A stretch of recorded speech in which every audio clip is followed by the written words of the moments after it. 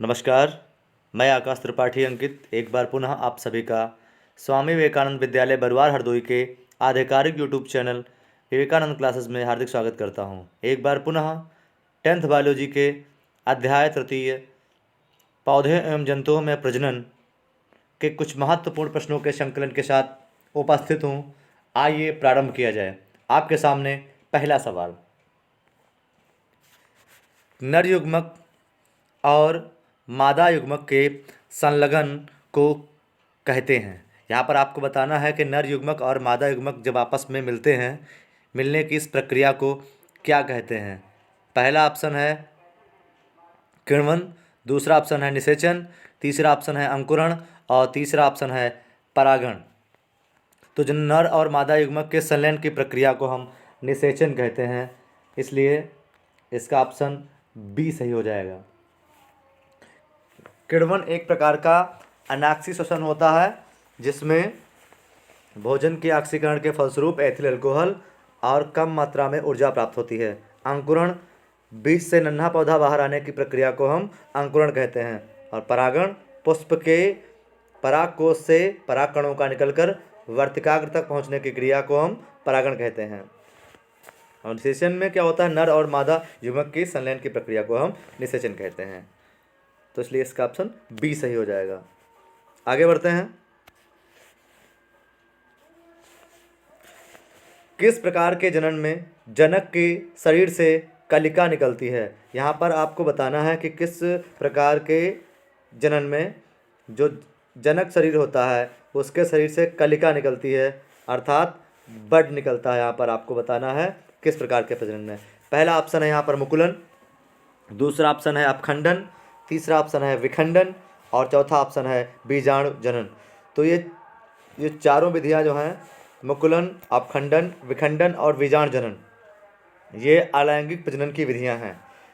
तो अपखंडन में जो होता है शरीर वो कई भागों में टूट जाता है, जिसको हम सामान्यतः खंडन भी कहते हैं, बहुखंडन भी कह सकते हैं। और विखंडन में जो शरीर होता है वो सामान्यतः कोशिका जो होती है वो दो भागों में बट जाती है।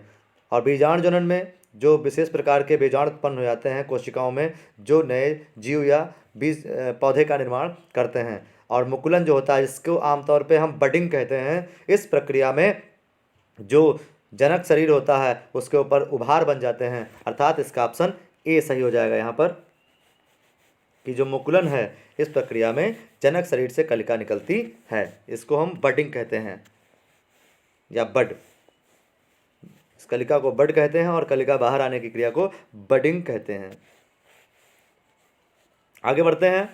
अगला सवाल है, मुकुलन द्वारा प्रजनन किसमें होता है। तो अभी पिछला प्रश्न था, मुकुलन का मतलब होता है शरीर पर उभारों का उत्पन्न हो जाना और उभार अलग होकर के जो नए कोशिका का निर्माण करते हैं। तो जो अमीबा में जनन होता है वो विखंडन के द्वारा होता है। यहाँ पर अमीबा में जो होता है वो विखंडन से होता है, और पैरामीशियम में भी कहीं ना कहीं विखंडन द्वारा होता है। अब मलेरिया परजीवी में बहुखंडन के द्वारा होता है। लेकिन जो ईस्ट होता है, ईस्ट में यहाँ पर बडिंग हो जाता है, इसलिए इसका ऑप्शन बी सही हो जाएगा कि मुकुलन द्वारा जनन किसमें होता है, तो ईस्ट में। वेरी इंपॉर्टेंट प्रश्न है ये। अगला प्रश्न है, पुष्पी पौधों में लैंगिक जनन किसके द्वारा होता है। तो गैस जनन जो होता है वो दो प्रकार का होता है। जो जनन होता है वो दो प्रकार का होता है, एक लैंगिक और दूसरा अलैंगिक। तो लैंगिक जनन जो होता है वो एक जटिल प्रकार का प्रक्रम है। इस प्रकार के प्रजनन में जो है वो एक दो कोशिकाओं की आवश्यकता होती है। यहाँ पर आपको ये ध्यान देना है कि जो अलैंगिक प्रजनन की एक विधि है, इस प्रकार के प्रजनन में जो है वो दो कोशिकाओं की आवश्यकता होती है और इसमें जो है समय अधिक लगता है, यह एक जटिल प्रक्रिया होती है। ठीक है। और जो अलैंगिक प्रजनन होता है, जो पौधे के वायवीय भाग हैं जैसे जड़, तना, पत्ती आदि के द्वारा होता है। तो यहाँ पर ये प्रश्न पूछा गया कि लैंगिक प्रजनन किसके द्वारा होता है। तो सिंपल सी बात है, अगर फूल नहीं बनेंगे तो बीज का निर्माण नहीं होगा। तो पौधों का जो जनन अंग होते हैं वो फ्लावर्स होते हैं, इसलिए इसका ऑप्शन सी सही हो जाएगा कि जो लैंगिक जनन होता है वो फूलों के द्वारा होता है। आगे बढ़ते हैं। अगला सवाल, द्विखंडन होता है। यहाँ पर आपको बताना है कि द्विखंडन जो एक प्रजनन की विधि है किस में होता है। तो 20वां प्रश्न है, पहला ऑप्शन है अमीबा में, और दूसरा ऑप्शन है यहाँ पर पैरामीशियम में, तीसरा ऑप्शन है लीशमैनिया में, और चौथा ऑप्शन है इनमें से सभी में। तो जो अमीबा है, अमीबा में जो प्रजनन होता है वह द्विखंडन के द्वारा होता है, इसीलिए इसका ऑप्शन ए सही हो जाएगा। आगे बढ़ते हैं। अगला प्रश्न है, डीएनए कहाँ पाया जाता है। आपको बताना है जो मनुष्य का आनुवांशिक पदार्थ है, जो बहुकोशिकीय जीव हैं उनका मुख्य रूप से जो आनुवांशिक पदार्थ होता है वो डीएनए होता है। डीएनए यहाँ पर क्या है, आनुवांशिक पदार्थ है, जेनेटिक मटेरियल होता है। तो ये कहाँ उपस्थित होता है, पहला ऑप्शन है लाइसोसोम में, दूसरा ऑप्शन है गाल्जी काय में, तीसरा ऑप्शन है केंद्रक में, चौथा ऑप्शन है इनमें से कोई नहीं। तो जो डीएनए होते हैं वो बहुकोशिकीय जीवों का, मुख्य रूप से मनुष्यों का, ये आनुवांशिक पदार्थ होते हैं। जो डीएनए होते हैं वो कोशिका के केंद्रक में पाए जाते हैं, इसलिए इसका ऑप्शन सी सही हो जाएगा। डीएनए का जो है, डीएनए कहाँ पाए जाते हैं, तो केंद्रक में पाए जाते हैं, ये न्यूक्लियो प्रोटीन्स होते हैं। अगला प्रश्न है, इनमें आनुवांशिक गुणों का संदेश होता है। आप इसका तात्पर्य यह है कि जो आनुवांशिक गुण होते हैं उनका संदेश कौन ले जाता है, या किसमें आनुवांशिक गुणों का संदेश होता है। जो कोड होता है, आनुवांशिक माता पिता के लक्षण जो संतान में ले जाते हैं, वो ले जाने वाले लक्षणों का कोड किसमें होता है। तो पहला ऑप्शन है डीएनए, दूसरा ऑप्शन है गाल्जी काय, और तीसरा ऑप्शन है क्लोरोप्लास्ट, और चौथा ऑप्शन है एंजाइम। तो जो डीएनए है इसका पूरा नाम होता है डीऑक्सी राइबोज न्यूक्लिक एसिड।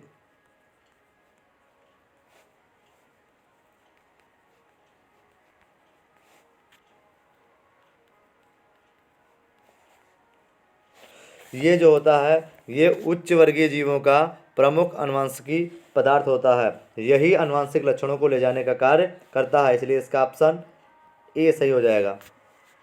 आगे बढ़ते हैं। अगला सवाल आपकी स्क्रीन पर यह रहा कि स्पीसीज का मतलब जाति, जातियों की उत्तरजीविता के लिए निम्नलिखित में से कौन महत्वपूर्ण है। अगर जीव की जातियों को अपना जीवन बनाए रखना है, पीढ़ी दर पीढ़ी जीवन बनाए रखना है, तो निम्नलिखित में से कौन सी प्रक्रिया आवश्यक है।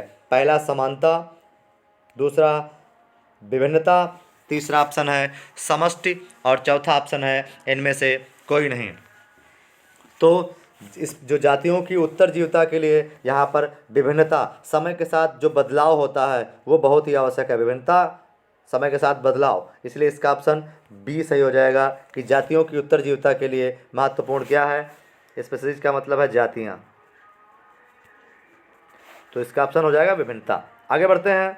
अगला सवाल, परिवर्तित परिस्थितियों में जीव जीवित रह सकते हैं।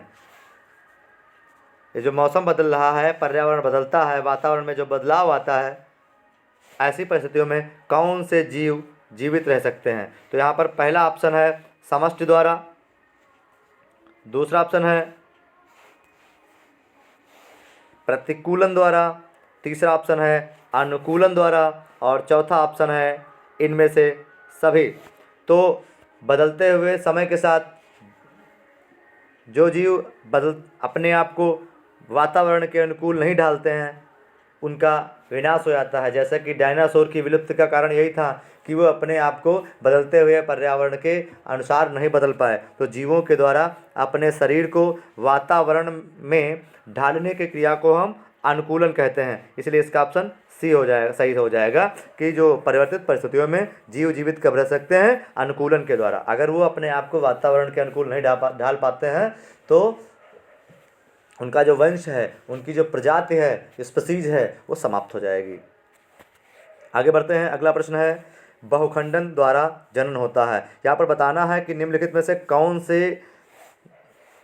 जो चार ऑप्शन दिए हुए हैं किस जीव में बहुखंडन के द्वारा प्रजनन होता है। तो अभी हमने आपको बताया था पिछली स्लाइड में कि बहुखंडन का मतलब होता है जीव के शरीर का या कोशिका का कई भागों में बट जाना। तो ईस्ट में तो मुकुलन के द्वारा होता है, आपको बताया गया था ईस्ट में जो प्रजनन की विधि है वो प्रजनन के द्वारा है। और अभी पिछली स्लाइड में हमने बताया था जो प्लाज्मोडियम होता है उसमें जो प्रजनन होता है वो बहुखंडन के द्वारा होता है। प्लाज्मोडियम जो क्या है, प्लाज्मोडियम होता क्या है, यह मलेरिया परजीवी है।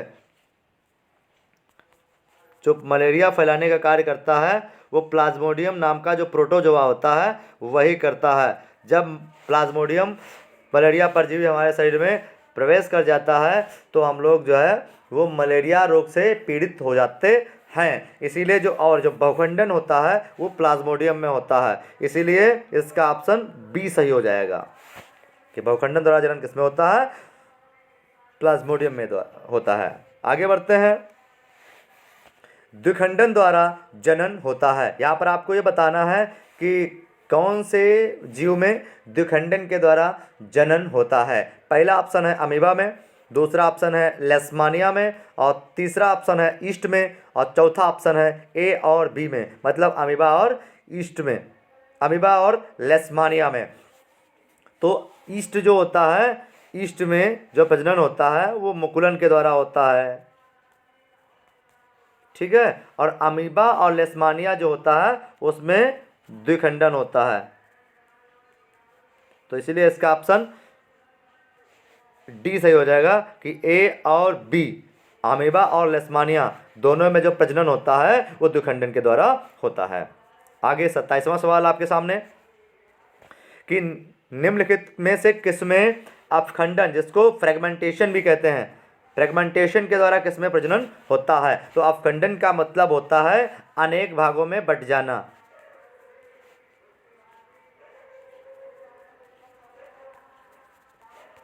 तो यहाँ पर आपको बताना है कि किसमें अवखंडन या फ्रेगमेंटेशन होता है। इसमें जो जीव होता है, जो कोशिका होती है, वो कई भागों में बट जाती है। पहला ऑप्शन है ईस्ट में, तो ईस्ट में तो मुकुलन के द्वारा होता है, लेशमानिया में भी द्विखंडन के द्वारा होता है, और जो बचा स्पाइरोगायरा, स्पाइरोगायरा जो है ये एक प्रकार का शैवाल है, और सामान्यतः शैवालों में जो है वो फ्रेगमेंटेशन, बहुखंडन या अपखंडन देखने को मिलता है। इसीलिए इसका ऑप्शन सी सही हो जाएगा कि स्पाइरोगायरा में जो है अपखंडन या फ्रेगमेंटेशन के द्वारा प्रजनन होता है।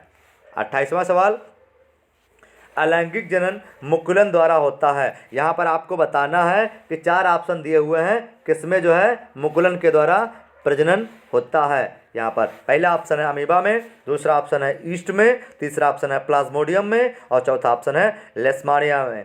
तो आप लोग जान गए होंगे, कई बार ये प्रश्न रिपीट हो चुका है, और इसलिए इसका ऑप्शन बी सही हो जाएगा कि जो ईस्ट है उसमें मुकुलन के द्वारा प्रजनन होता है। प्लाज्मोडियम जो मलेरिया परजीवी है, और अमीबा जिसको अमर प्राणी कहा जाता है। सामान्यतः जो एक कोशिकीय प्राणी होते हैं उनको हम अमर प्राणी कहते हैं, क्योंकि उनका शरीर जो होता है या उनकी कोशिका जो है कई भागों में बट जाती है, मरने से पहले अपने जैसी बहुत अपनी ही फोटोकॉपी, अपनी बहुत सारी प्रतिलिपियां छोड़ के जाती है। इसीलिए जो अमीबा है जो यह है, इसे हम अमर प्राणी कहते हैं। आगे बढ़ते हैं, 29वां सवाल है अमीबा में प्रजनन होता है। यहाँ पर आपको बताना है कि अमीबा में कौन सा प्रजनन होता है। पहला ऑप्शन है कोशिका विभाजन से, दूसरा ऑप्शन है लैंगिक जनन से, तीसरा ऑप्शन है मुकुलन से, और चौथा ऑप्शन है इनमें से कोई नहीं। तो जो लैंगिक प्रजनन बताया था हमने, लैंगिक प्रजनन जो होता है यह एक जटिल प्रकार का प्रजनन होता है। इसमें आपको मेल और फीमेल 2 प्रकार की सेल की आवश्यकता होती है। तो यह एक जटिल प्रकार का प्रक्रम है, और अमीबा एक कोशिकीय प्राणी है जिसमें लैंगिक प्रजनन बहुत ही विपरीत परिस्थितियों में ही होता है, सामान्यतः नहीं देखा जाता है। मुकुलन से स्पेशली जो ईस्ट होता है उसमें ही मुकुलन देखने को आपको मिलता है। तो शरीर का या कोशिका का विभिन्न भागों में बट जाना खंडन, बहुखंडन या विभाजन कहलाता है। तो अमीबा में जो होता है वो विखंडन के द्वारा होता है। तो विखंडन एक प्रकार के कोशिका विभाजन ही तो है ना, उसके कोशिका का कई भागों में बट जाना। इसलिए इसका ऑप्शन ए सही हो जाएगा कि जो अमीबा है उसमें प्रजनन होता है कोशिका विभाजन के द्वारा।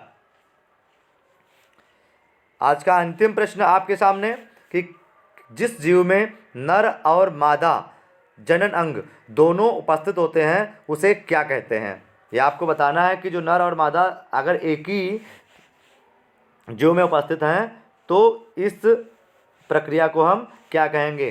तो पहला ऑप्शन है यहाँ पर हर्माफ्रोडाइट, दूसरा ऑप्शन है बाइसेक्सुअल द्विलिंगी, तीसरा ऑप्शन है उभयलिंगी और चौथा ऑप्शन है इनमें से सभी।